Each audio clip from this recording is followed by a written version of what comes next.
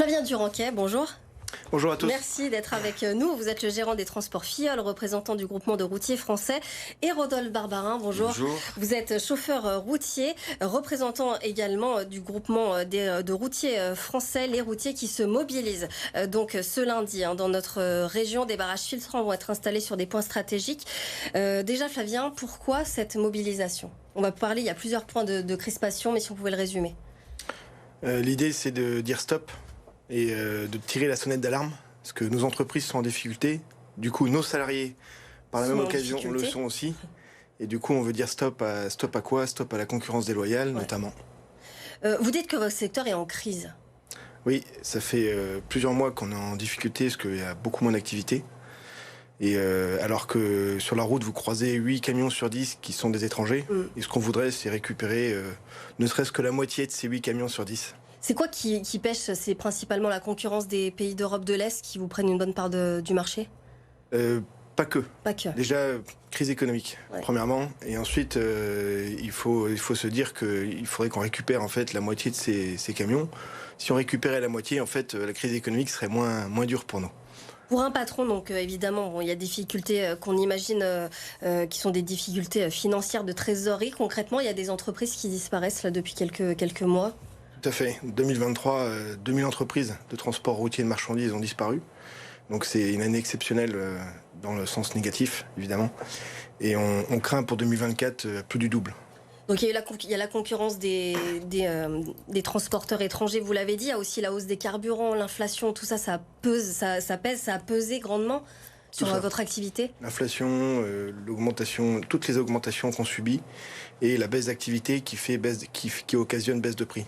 Donc c'est un mouvement qui est conjoint, vous l'avez dit, aux patrons et aux employés. C'est pour ça que vous êtes tous les deux aussi sur ce plateau, vous patrons et vous salariés. Donc vous êtes chauffeur routier. Quelles sont les difficultés justement auxquelles vous êtes confrontés au quotidien? Qu'est-ce que vous voyez au quotidien? Donc baisse de travail, donc on n'arrive plus à faire des heures supplémentaires, ce qui nous permettait quand même de faire un bon salaire, pas au taux horaire. Parce que, contrairement à ce qu'on croit, le taux horaire n'est pas très haut. À titre d'exemple, le SMIC est à 11,67 au 1er janvier 2024. Moi, j'ai un taux qui est à 12,05. Donc vous, par exemple, vous avez perdu de l'argent concrètement? Alors après, ça dépend des cycles, ça dépend du travail qu'on fait. Mais oui, il y a des pertes d'argent pour beaucoup de chauffeurs qui font des heures supplémentaires habituellement. Donc il y a moins de travail. Nos patrons n'arrivent pas à s'aligner sur les prix demandés. Ce qui fait qu'on perd des marchés, du bon travail également. Donc ça se ressent vraiment dans la profession, et surtout cette année 2023 a été des grands changements. Vous sentez une certaine morosité entre chauffeurs? Vous sentez que le moral y est plus là depuis quelque temps? Alors oui, on se pose des questions. C'est pas au point où ça touche encore tout le monde. Tout le monde n'a pas pris conscience. Donc, mais maintenant qu'on essaye un peu de cibler qu'est-ce qui se passe, on voit vraiment qu'on a des pays de l'Est et d'autres qui prennent des marchés, et on comprend maintenant. Et en ayant la vision dessus, on le voit de plus en plus. Donc sur la route, aux aires de repos, chez les clients, on voit de plus en plus d'étrangers. Vous êtes patron et salarié sur le même plateau aujourd'hui. C'est vrai que parfois les salariés, on a tendance à taper sur les patrons en se disant il y a quand même une partie du problème qui est liée à vous. Là, pour le coup, c'est pas du tout le cas. Non, et puis moi, ça fait des années déjà que je fais du DP, délégué du personnel, je fais des réunions. Et en réunion, on parle souvent d'augmentation, et les patrons nous disent régulièrement on ne peut pas, on n'a pas les budgets. Donc vous comprenez, vous êtes en phase. Moi, je le comprends, j'ai été proche, j'ai discuté souvent avec des patrons, et finalement il n'y a pas le budget en fait. Du coup Flavien Duranquet, vous, qu'est-ce que vous demandez concrètement? Des aides? Peut-être de l'État, de l'Europe? Nous, on ne demande pas un chèque. Ce qu'on veut, c'est des aides structurelles. En fait, il y a des règles qui existent, des lois qui existent, on demande déjà qu'elles soient appliquées. Tout simplement, un chauffeur routier étranger, il n'a pas le droit de rester un certain temps, plus d'un certain temps sur le territoire français. Et aujourd'hui, c'est à l'appel. Il y a des dérives. Des dérives il y a complètes. Des abus. En fait, le chauffeur routier étranger, aujourd'hui, il arrive 2 fois dans l'année. Il repart 2 fois chez lui dans l'année. Pour les fêtes et pour ses vacances d'été, en clair. C'est comme s'il travaillait en France, quoi, finalement. C'est du travail en France. Payé pas comme un Français. Il y a aussi, bon, évidemment, on en parle beaucoup en ce moment, mais de toute la transition écologique, on parle beaucoup de l'électrique. Forcément, on vous demande aussi de faire cette transition-là. C'est pas facile pour vous? Non, et puis je dirais que là, notre priorité, là, tout de suite, là, c'est de rester en vie et rester en vie, que nos emplois soient préservés, que nos entreprises soient préservées. Je vais prendre mon cas rapidement. Moi, j'ai repris l'entreprise de transport en 2019, il y a 5 ans, et j'ai réussi à créer 40 emplois en 5 ans. Donc c'est un secteur dynamique malgré tout. Je suis content d'avoir créé 40 emplois. Et là, bientôt, je vais en détruire 10. Là, vous êtes obligé de licencier des gens. Ça fonctionne. J'en viens là.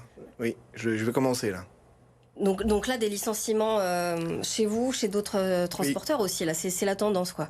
Ah, carrément, carrément. C'est licenciements, arrêt des embauches. On nous dit qu'il manque 60 000 chauffeurs. On entend ça encore à la radio, mais c'est une blague. C'est une blague.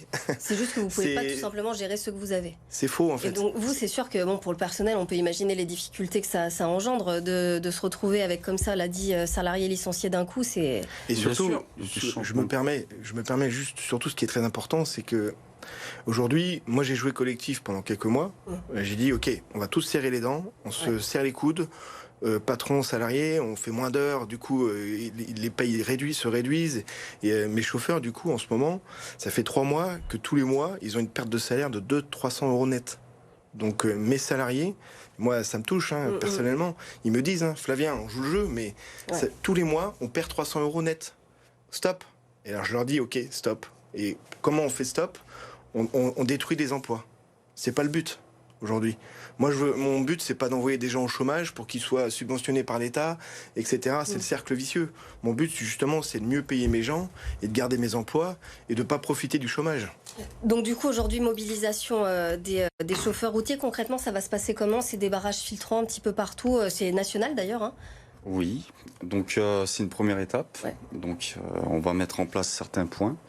Donc, qui sont sur Senlis, vers Paris, qui sont à Lyon. Donc, on va faire un barrage de Saint-Quentin. Il y aura Salon de Provence, il y aura Toulouse. C'est vraiment un début. C'est le début. Après, les actions vont continuer. On va voir comment ça se passe sur le terrain, mais de toute façon, ce n'est pas juste sur un jour et puis après on s'arrête. On construit réellement quelque chose. Le groupement de routiers français aura une partie administrative, juridique et sur le terrain. Donc ce n'est qu'un début. Et on s'en donne les moyens. Merci beaucoup à tous les deux. Je suis obligée de vous couper. On est un peu pris par le temps. Mais merci beaucoup en tout cas d'être venus sur notre plateau. On le rappelle donc pour nous parler de cette mobilisation des chauffeurs routiers. C'est ce lundi dans la métropole de Lyon.